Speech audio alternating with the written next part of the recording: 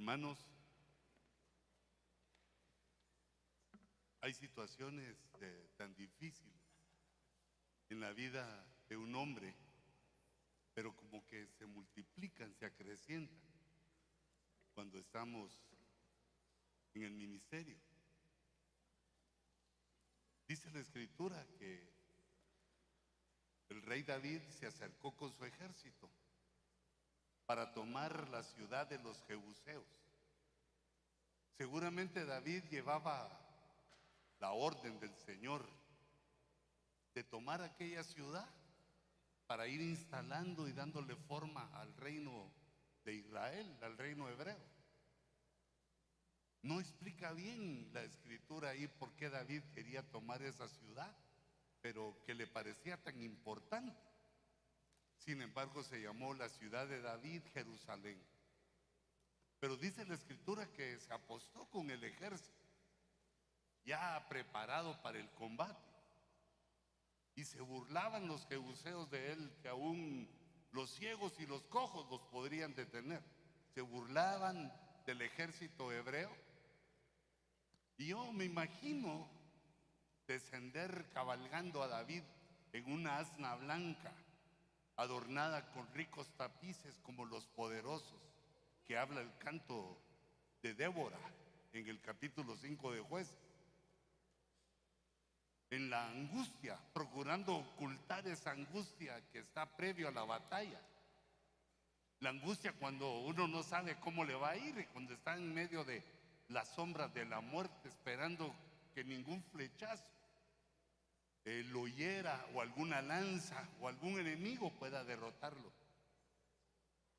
Todo el ejército estaba preparado y David iba bajando, todos esperando la orden del rey para tomar aquella ciudad que tenía muros bien altos.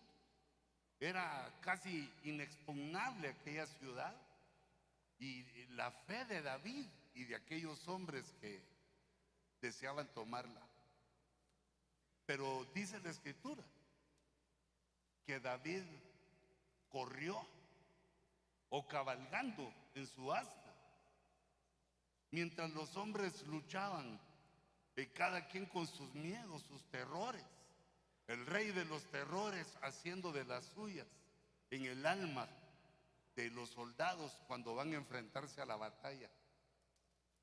Más o menos similar cuando tú y yo regresamos al lugar donde Dios nos tiene ministrando a enfrentar todos aquellos problemas. Porque como bien nos enseñaban, esto es una guerra, es una batalla espiritual. Pero dice la Escritura, bueno, yo lo tengo aquí, dice la Escritura que, ay Dios, pero ahí me ven mis secretos ustedes, ahí ya no.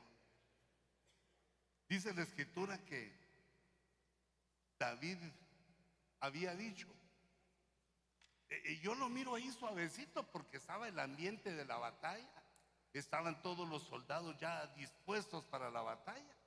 Yo me lo imagino como un grito de guerra, como un grito que dio David y que no todos lo pudieron escuchar, porque cuando hay guerra hay muchos ruidos, hay confusión, se pierden las líneas y ya no sabes, toda la batalla se vuelve una confusión, y muchas veces eso hace que los soldados se rindan en su corazón, que se sientan derrotados porque se pierden, ya no saben si para dónde van, para dónde vienen. Pero así son las batallas, así son las batallas que enfrentamos nosotros también, en los cuales uno pierde el norte de dónde está. Por defenderse ya no sabe si está viendo para atrás o para adelante.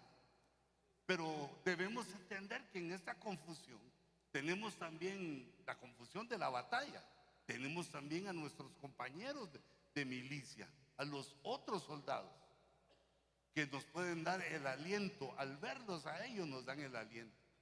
Pues David gritó y dijo: el que primero hiera un jebuseo será jefe y comandante. Y entonces aquí yo notaba que todos nosotros en la batalla, para ser reconocidos, tenemos que entrar en ella. Porque la mayoría o muchos de los soldados ceden ante el temor, ceden ante el terror. Los pensamientos que muchas veces nos dominan a los latinos, ¿verdad? Que vayan otros adelante, y si sobreviven, pues entonces nosotros vamos. Sin embargo, el premio que dio David para ser jefe y comandante, hay que subir primero.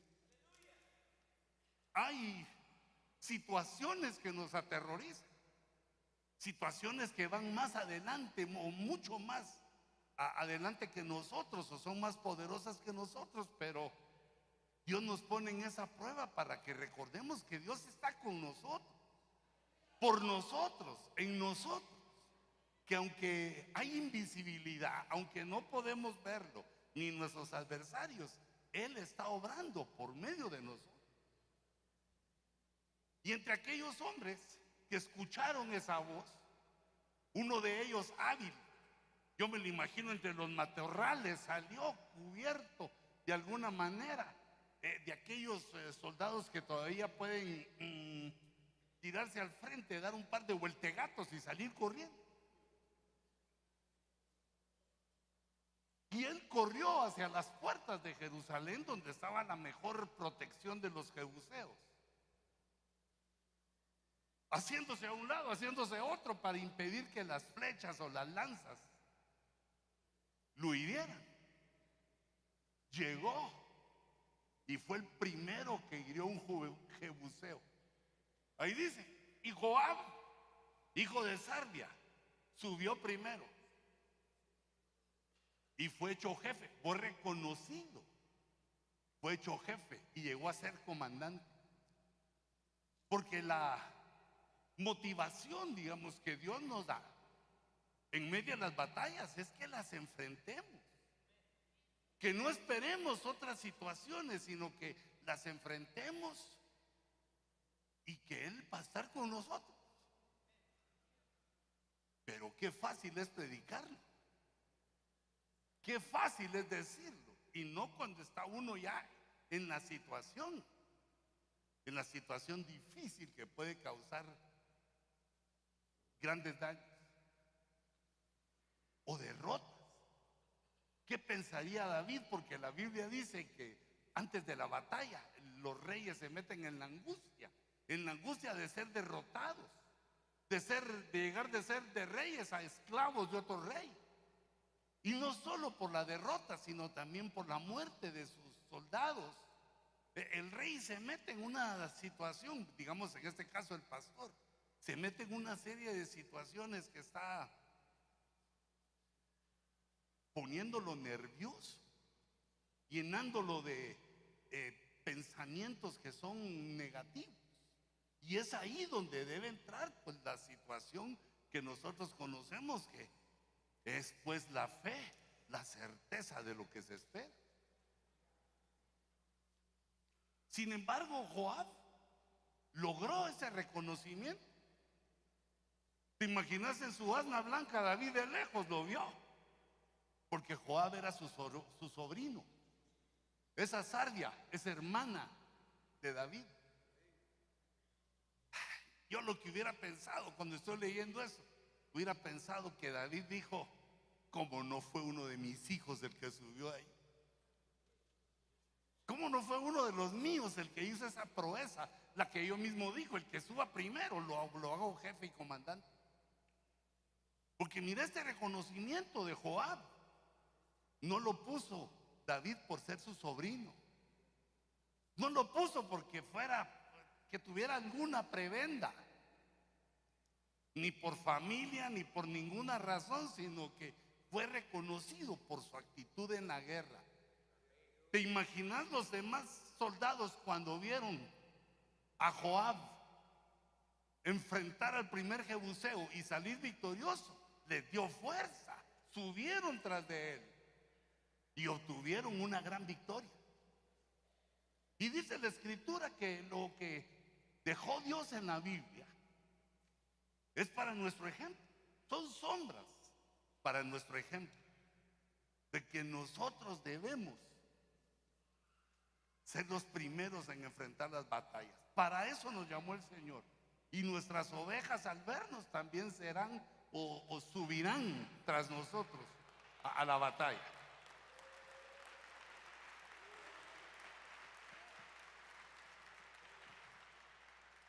Me pareció Joab un coronel, un general de aquel ejército hebreo que le faltaba mucho tiempo aún, le faltaban muchas batallas, le faltaban años de conflictos antes de entregarle a Salomón el reino y que Dios lo engrandeciera económicamente.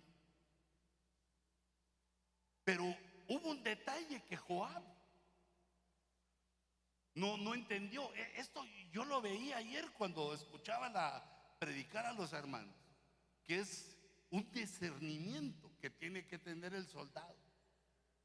Un soldado no puede loquearse, no puede enloquecerse y tirar para donde sea. No puede tirar flechas al azar ni espadazos al azar, porque va a matar a sus propios compañeros o los va a herir. Sino que tiene que utilizar discernimiento. Primero, para aplicar las estrategias de guerra. Segundo, entender más allá de lo que los otros están entendiendo para conducir las batallas, pues ya que subir primero nos hace jefes o comandantes. Tenemos que entender ciertas cosas. Pasó el tiempo cuando Joab ya era un jefe y se encontró con el general de Saúl. En el estanque de Gabaón se encontraron. Eran los dos hebreos, eran del mismo pueblo y se sentaron en el estanque, junto al estanque. Y Abner, el general de Saúl, le hizo un reto. Que los jóvenes compitan como que eran atletas, aún no habían llegado al nivel de soldados, que los jóvenes compitan. Y separaron 12 jóvenes de Abner. Y Joab dijo que compitan. Pero fíjate, ese fue el error. Para mí un error grave de soldado. Un soldado no debe de luchar contra el mismo pueblo. Por nada. Debe guardar la espada contra el pueblo. Si el otro no entiende, si el otro se enojó, pues está bien, pero el que tiene el discernimiento sabe que no debe pelear contra el otro. Pero estos aceptaron. Mira como que la agresividad de la guerra después ya no se puede detener si uno no discierne y empieza a pelear contra cualquiera. Como ya subí primero, como ya me reconocieron como jefe y yo estoy pensando que soy comandante, y entonces pues el que se me ponga enfrente lo quito de un espadazo, trompón, o con murmuración, o sea, con las armas, las estrategias que provee la vida en la cual estamos. Y entonces sucedió, se empezaron a malmatar ahí entre hermanos. Terrible, corrió la sangre. Y luego ganó Joab, porque dice que la casa de Saúl iba debilitándose y la de David iba fortaleciéndose. Ganó Joab, los empezaron a perseguir, y el hermano más pequeño de Joab, Asael, le llevaba ganas al general del otro lado. Porque él sabía que si mataba al general, él era un reconocimiento para él. Y también sabía lo que David había dicho: mi hermano fue hecho jefe porque subió primero y mató a un jebuseo.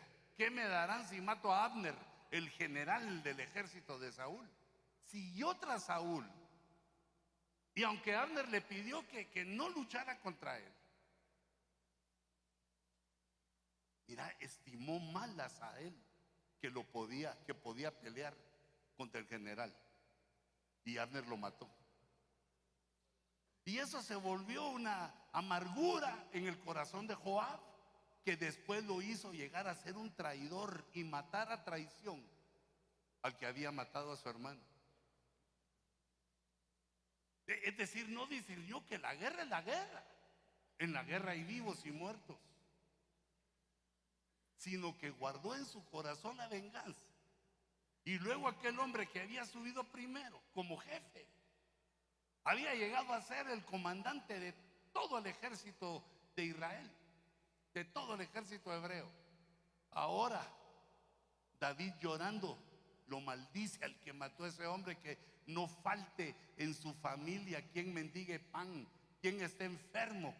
Hay una versión que dice que no falten homosexuales en su... O sea, le da duro, porque derramó sangre en tiempo de paz. Dice ahí en la escritura, pero nosotros debemos de entender que mató hermanos, mató entre sus hermanos. La guerra es con los otros. La guerra era contra los enemigos, todos los feos, los filisteos, los heteos, todos los feos. Esa era la guerra.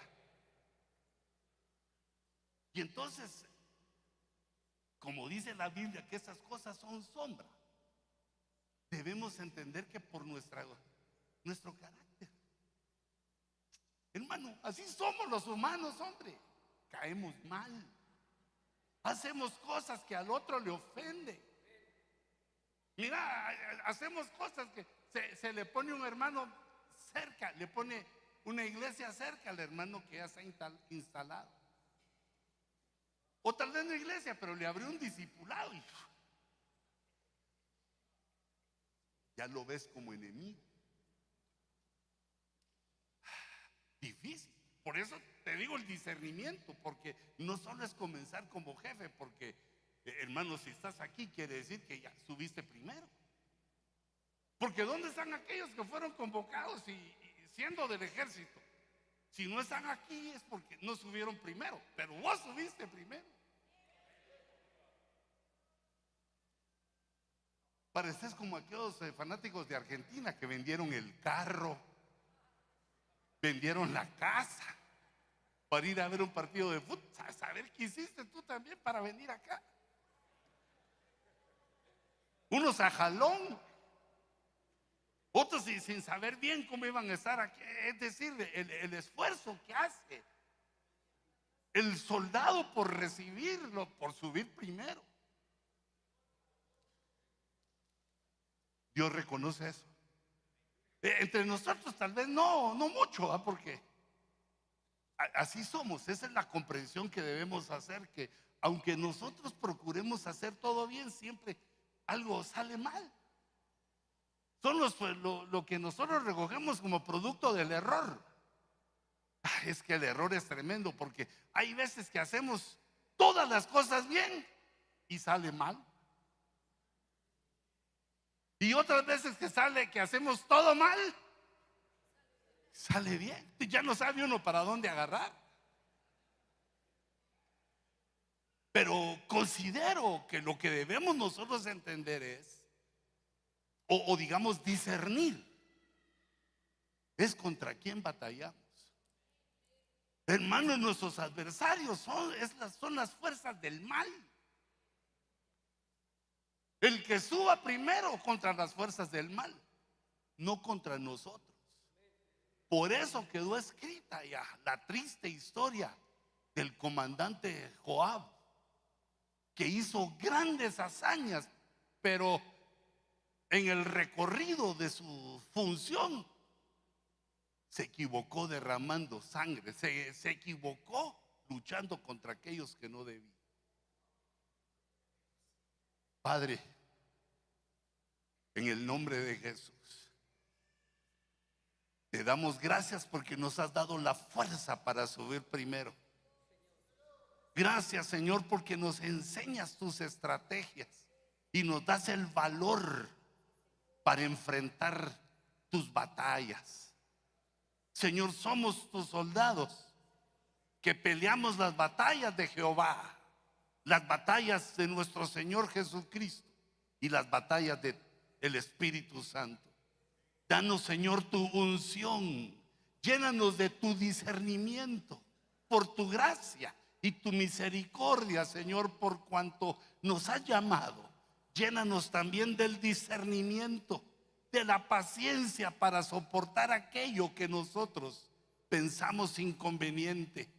Danos, Señor, el entendimiento y el corazón dispuesto para ser amigos, hermanos con aquellos que son de tu pueblo. Llénanos de tu gracia.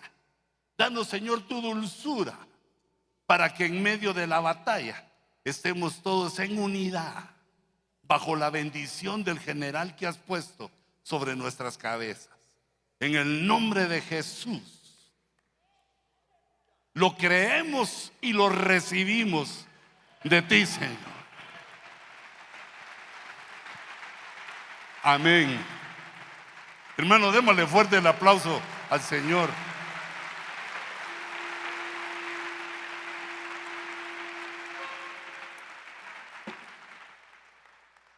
Cuando nosotros llegamos al campo de Gabaón con otros, no acepté la competencia. Yo creo que ahí le hubiera dicho mejor Joab: mira, en lugar de que se maten a espada esto, ¿por qué no hacemos evangelismo? ¿O por qué no adoramos a Dios? Hermanos, estas batallas, las batallas que tenemos contra las fuerzas del mal, nos van calando.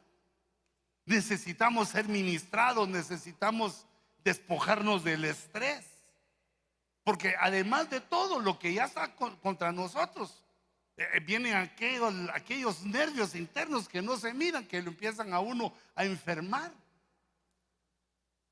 Por eso nosotros debemos ir también al frente en la adoración.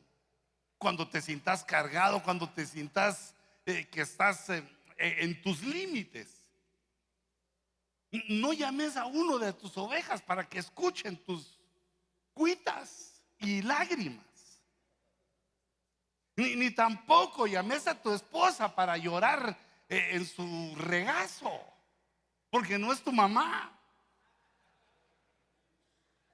Sino que el altar de Jehová siempre está esperándonos a los guerreros para que lloremos nuestras lágrimas, para que pidamos la fuerza, para que confesemos nuestros errores, hasta que te encontres a un soldado de los tuyos con quien pueda o que tenga pañuelo. Pero pañuelo creo que los soldados no llevamos. Ya en las batallas el pañuelo se le olvida a uno. Nosotros enfrentamos a las fuerzas del mal. Las fuerzas del mal, una parte de las fuerzas del mal, podemos ver que están las fuerzas del mal externas, representadas en el mundo. Está el que personifica el mal, el diablo. Y están las fuerzas del mal dentro de nosotros, en la carne, en nuestras pasiones humanas, en nuestra forma de razonar poco espiritual, que nos hace tomar decisiones equivocadas. Y aquí es donde ya no solo es el que suba primero, sino subir primero, amén, pero luego ir discerniendo las batallas que estamos enfrentando. Por ejemplo, la batalla contra el mundo. Dice la Biblia que nosotros no somos del mundo, pero estamos en el mundo. Y ya no es tan fácil la decisión ahí, porque estamos, pero no somos. Ya es una situación difícil.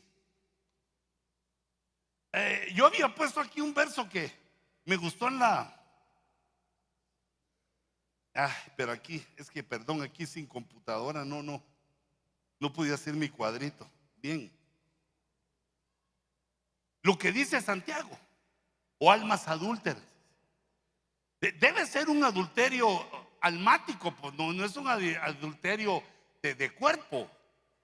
Es un adulterio de idolatría. Ya es una cosa profunda, más profunda que el adulterio literal. Dice almas adúlteras ¿No sabéis que la amistad del mundo es enemistad hacia Dios? La amistad con el mundo.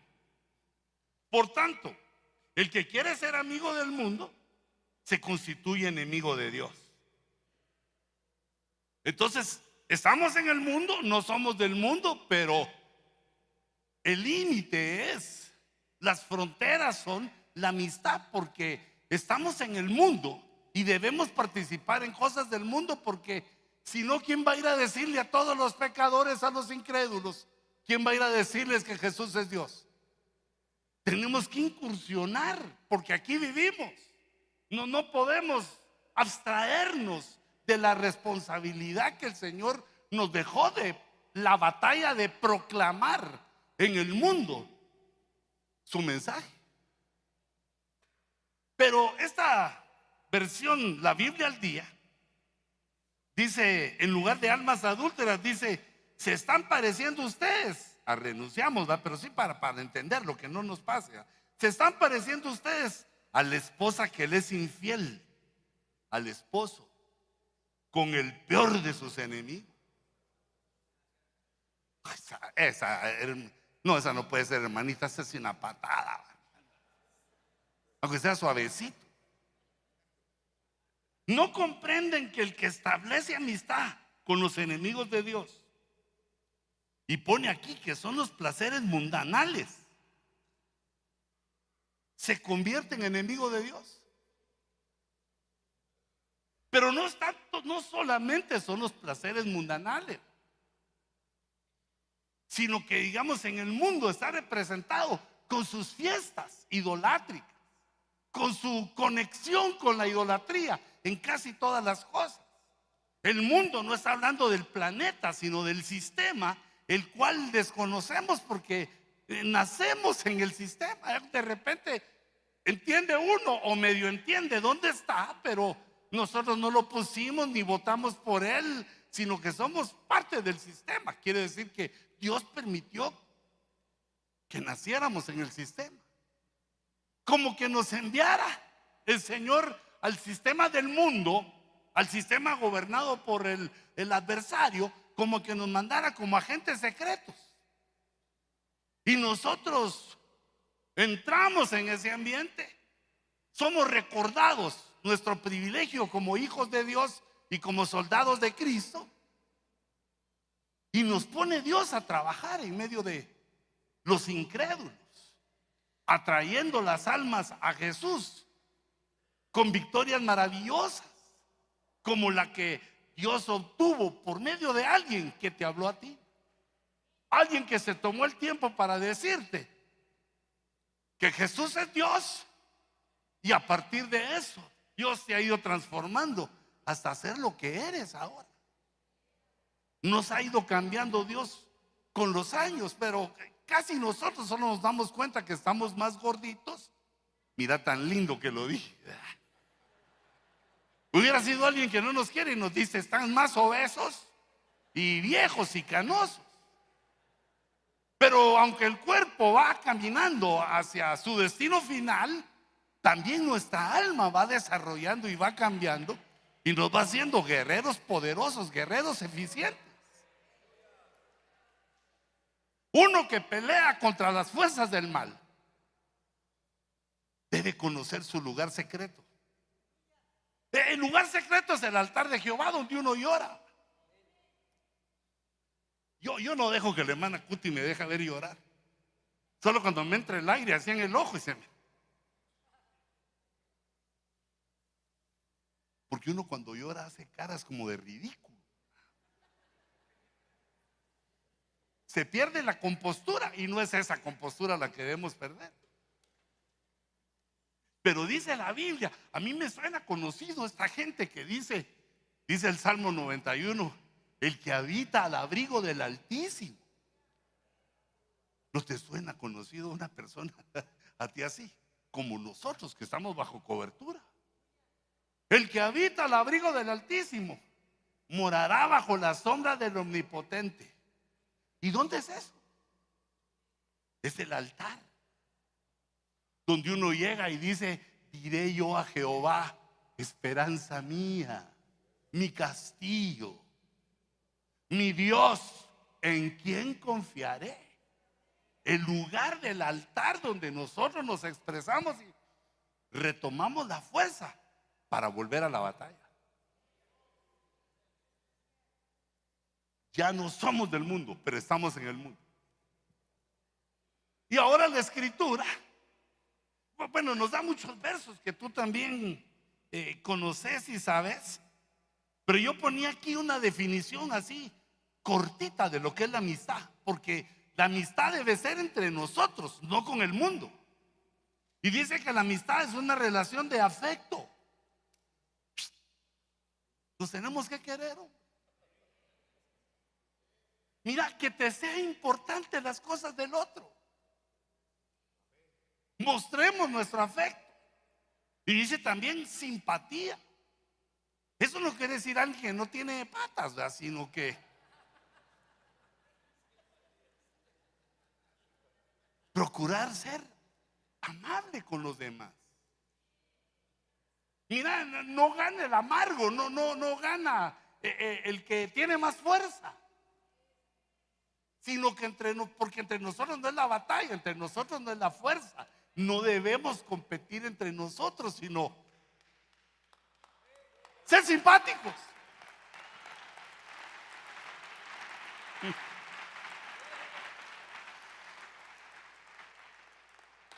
Pero a veces le cuesta a uno porque uno anda pensando en otras cosas. Uno anda pensando en todos los problemas que dejaste pendientes para el domingo en la mañana cuando estés de regreso. Pero estar juntos, vernos después de meses o de mucho tiempo, volvernos a saludar, reafirmar nuestro pacto de amistad y unidad, estar dispuesto a darle la mano al otro. Mira, si todos o si muchos te hacen un bien y se lo devolves, ¿te reconoce eso el Señor? Yo digo que sí, pero la Biblia dice que eso también lo hacen los inconversos. Los impíos también saben hacer eso. De la grandeza de nuestro ejército es que sabe hacer eso, a pesar de que no le hagan nada a uno, o aunque te hagan mal. Si nosotros aprendemos a discernir esa situación de quiénes son nuestros hermanos, aunque hay hermanos, yo lo sé, yo mismo digo, Dios, si yo soy así. Hay hermanos que hasta cuando se ríen dejan el canino afuera, así como de una vez diciendo, no me molestes.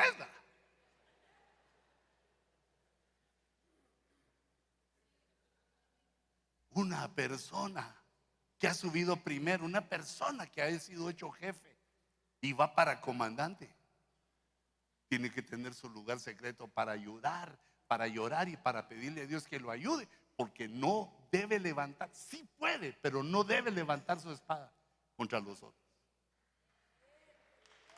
No lo hagamos, hermano.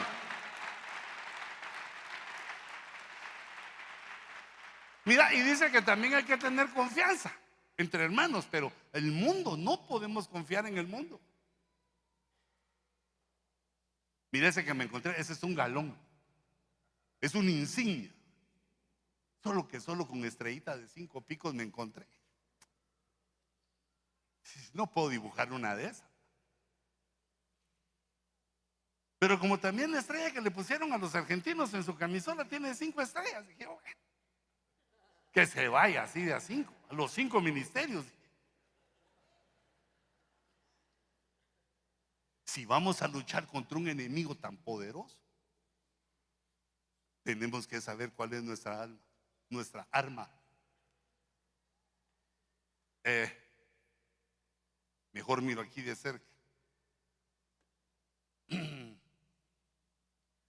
Porque todo lo que es nacido de Dios es la estrategia que nos da Juan y el arma que nos da Juan. Porque nosotros, hermanos, si estamos aquí es que ya nacimos de nuevo. ¿O tenés alguna duda de eso? Oye, si estás aquí es porque jueves en la mañana con frío lejos de tu casa. Bueno, todo el que es nacido de Dios vence al mundo. Es decir, que ya tenemos la promesa de nuestro Dios. Y esa es la victoria que ha vencido al mundo. Nuestra fe. La fe en Jesús como salvación, pero también la fe en que la palabra, que Jesús es el verbo, la palabra que está escrita, todo es verdad, todas sus promesas, todo lo que Dios nos dice, nos informa de cómo Él lo desea que hagamos las cosas, cómo Él desea nuestra obediencia, cómo Él desea que pongamos en el altar nuestras ofrendas. Fíjate cómo. ¿Y quién es el que vence al mundo? Sino el que cree que Jesús es el Hijo de Dios.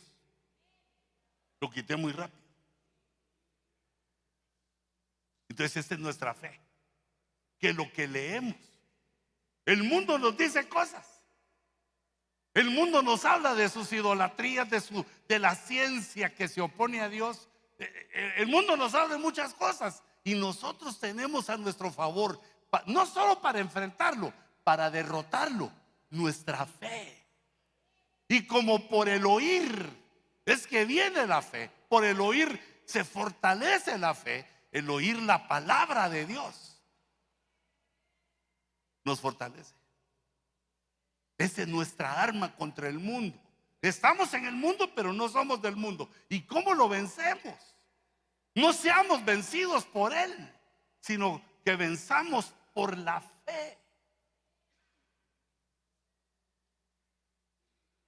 Es la certeza de lo que se espera, la convicción de lo que no se ve, la doctrina que está escrita, la palabra de Dios para nosotros en la escritura, en los 66 libros, las palabras que dijo Jesús.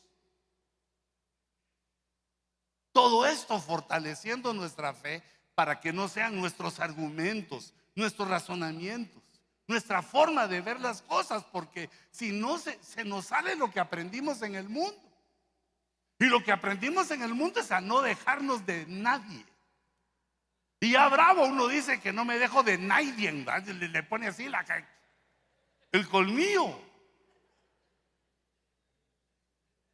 Y hermanos, si no dice la escritura que si alguien golpea nuestro rostro, pongamos la otra mejilla. Y que si nos piden que llevemos una carga, una mía, la llevemos 2, hasta 3. Creamos entonces en la palabra que mientras el mundo piensa que nos derrota, la fe nos va haciendo poderosos y nos va haciendo ganar lugares en el corazón de aquellos que nos ven.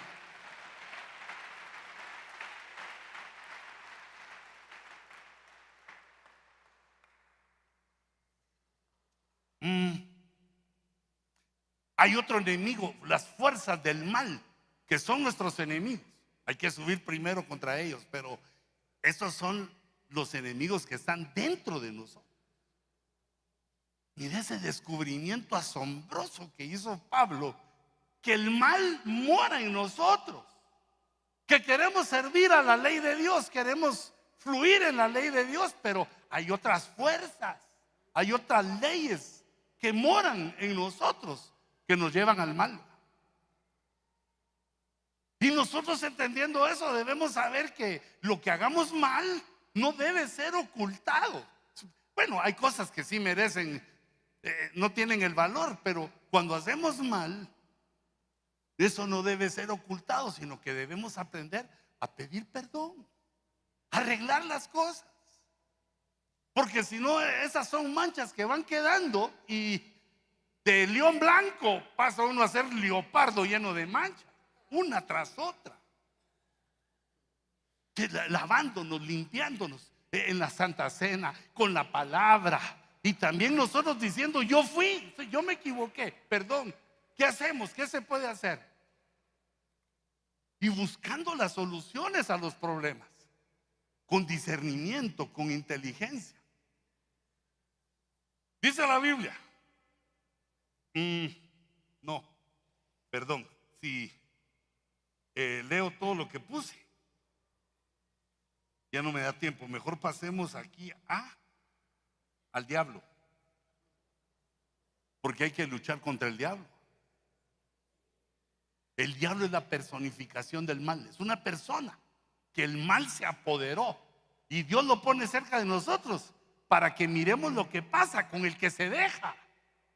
El que le abre una puertecita al diablo o al mal, se le mete y lo empieza a desviar, a dirigir hacia el lado oscuro, hacia Babilonia.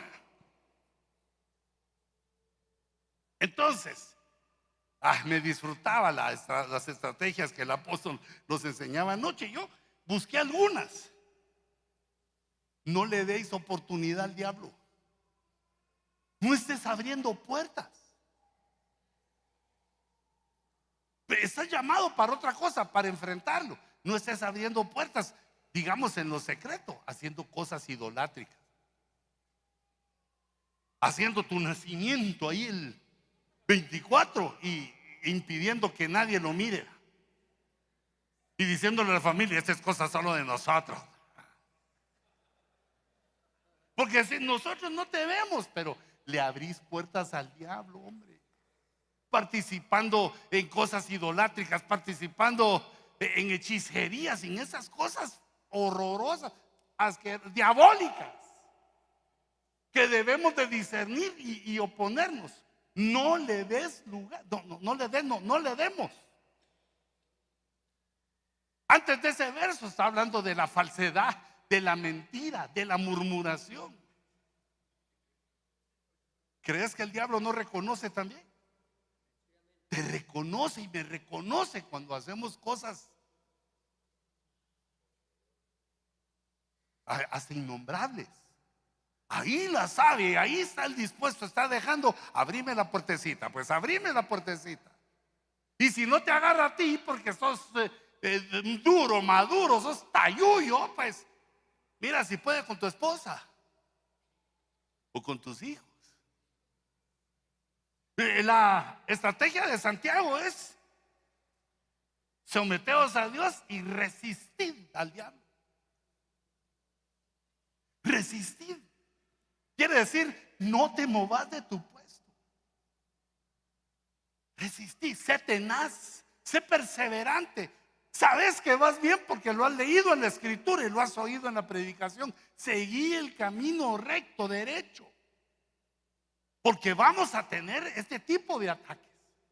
Nos lo está advirtiendo el Señor, y por eso nos dice: resistilo. No es que una cosita le dicen, se va para allá, otra me voy para allá, me doy la vuelta. No, hombre, resistí. Cuando las cosas están de acuerdo a lo que dice la escritura, vamos bien. Seguí adelante, aunque los otros digan cosas, aunque la gente que te ve critique. Sigamos adelante, porque ahí dice: resistid. Quiere decir que no seamos tan sentidos, ¿va? Porque hay hermanitos que inconscientemente se dejan usar por el diablo. Primero Dios, inconscientemente. Pues porque la Biblia dice que hay peces buenos y peces malos, ¿va?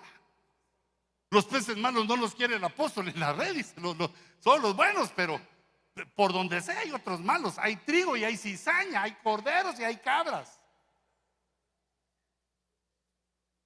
Y así dice la parábola, que va a ser hasta el final del tiempo. Así como el Señor nos envió esa estrategia para penetrar al mundo y predicar, también el diablo ya manda su cizaña a que se meta entre nosotros, y nosotros la debemos discernir. No los podemos sacar, pero ¿sabes qué he visto yo? Se van solitos. Solo hay que tener paciencia unos 10 años y que el Señor lo hace. Es que Dios da una oportunidad tremendo. Tú y yo le daríamos 15 minutos de oportunidad y Dios le da 10 años. Resistid pues al diablo y huirá.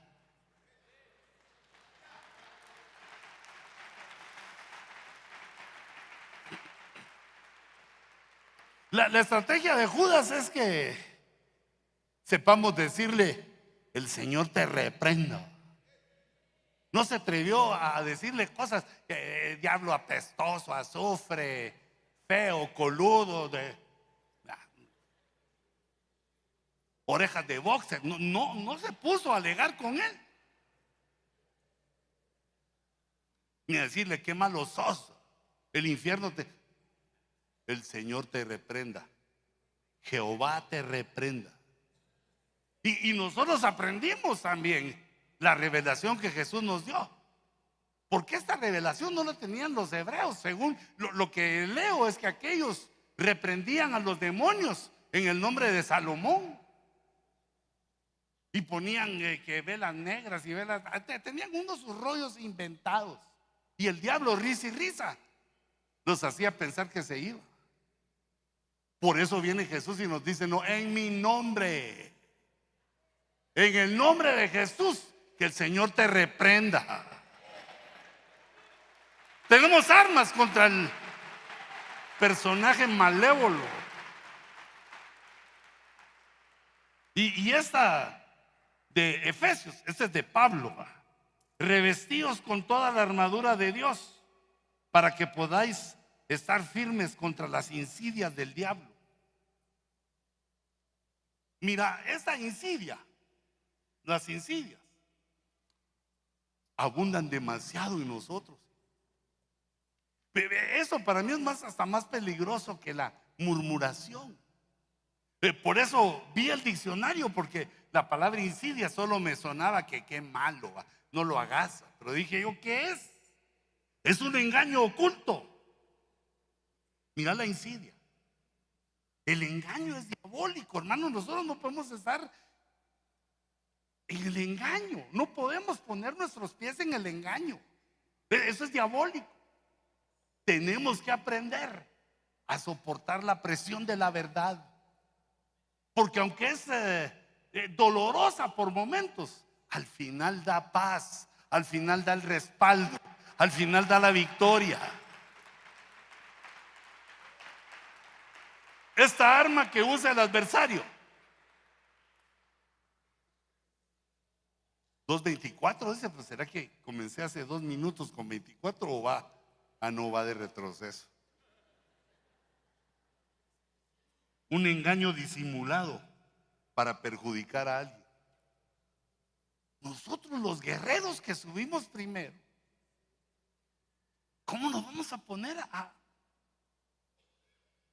hacerle daño a otro?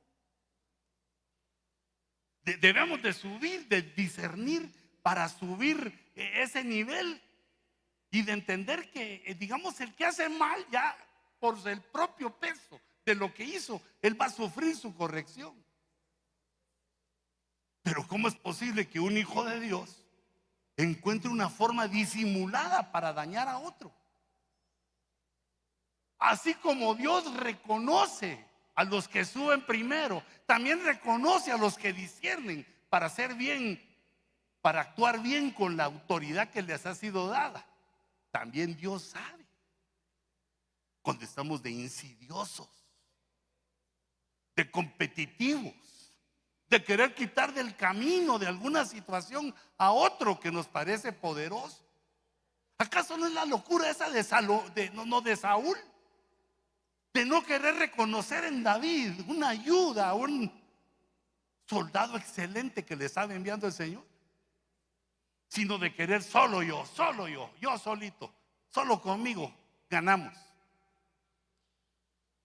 No le hagamos daño al otro, sino pongámonos nuestra armadura.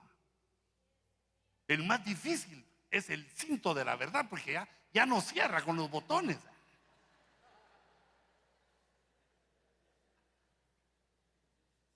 Hermano, qué noble, qué fuerte, qué poderoso se ve el soldado de Cristo que está ceñido con la verdad y que sabe soportar los problemas que trae el decir la verdad, el actuar en la verdad.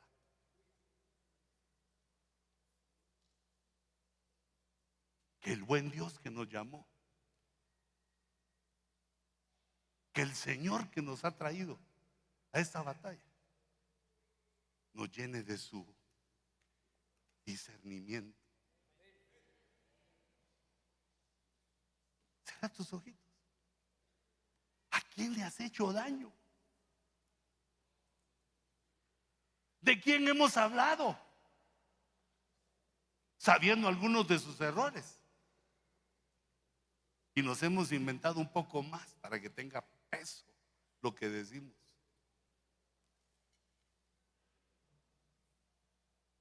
Son cosas humanas, son enemigos internos que tenemos de nuestro corazón, nuestra carne, el mundo y ese personaje malévolo queriendo derrotarte, queriendo derrotarnos. Porque cuando caen los valientes, cuando caen los jefes y comandantes, el pueblo se entristece y pierde su sentimiento de pelear. Padre, en el nombre de Jesús, gracias, Señor, por mostrarnos este camino, por mostrarnos este llamamiento a enfrentar grandes batallas, por abrir nuestros ojos para saber quiénes son nuestros enemigos. Te damos gracias, Señor. Gracias, Espíritu Santo. Llénanos de tu discernimiento.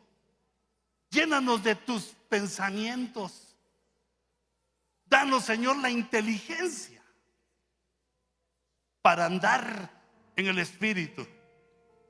Danos la inteligencia para poner nuestra mente en las cosas tuyas, en las cosas de Dios. Porque la mente puesta en la carne se hace enemiga de Dios y no puede agradar a Dios.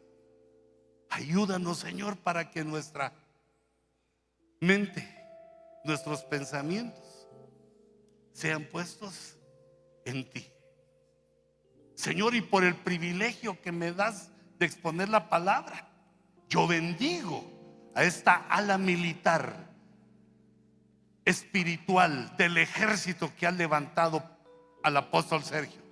Lo bendigo en el nombre de Jesús y emito un grito de guerra. La victoria de Jehová, la victoria de Jehová. ¡Ea! En el nombre de Jesús. Aleluya. ¿Cómo podremos callar lo que el Señor ha hecho con nosotros? ¿Cómo podremos callarlo? No nos vamos a callar, que el Señor es bueno y que el Señor está con sus guerreros. Él está al frente de la batalla. Por eso vamos a bendecir su nombre.